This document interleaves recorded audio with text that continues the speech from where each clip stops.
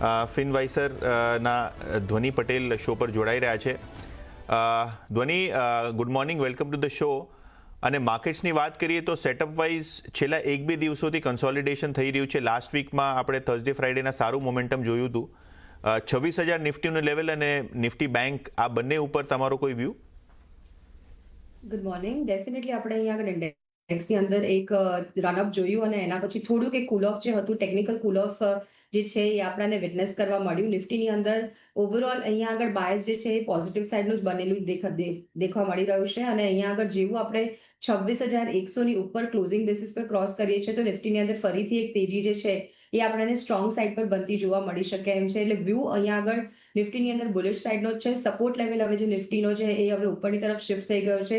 Intraday charts પર એક upward સ્લોપિંગ trend line નીચે સપોર્ટ તરીકે બનાવીએ તો ત્યાં આગળ આપણને જોવા મળે છે કે 25,800નું લેવલ જે છે એક ખાસ અહેમ સપોર્ટ તરીકે અહીંયા આગળ કામ કરતું જોવા મળી રહ્યું છે. એટલે નિફ્ટીની અંદર વ્યૂ અહીંયા આગળ બુલિશ સાઇડનો જ બનશે.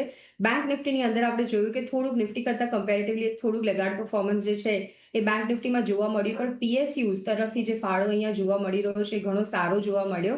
બેંક નિફ્ટીની અંદર ઉપરની તરફમાં જેવું આપણે 58,500નું લેવલ જે છે એ એને ક્રોસ કરીએ છીએ તો અહીંયા આગળ ફરી એક તેજી જે છે એ ઘણી સારી બનતી જોવા મળી શકે છે. સપોર્ટ લેવલ બેંક નિફ્ટીએ પણ કાયમ કર્યા છે. નીચેની અંદર 57,750નું લેવલ છે એક અહેમ સપોર્ટ લેવલ તરીકે ઇન્ટ્રાડે બેસિસ પર કામ કરતું જોવા મળશે.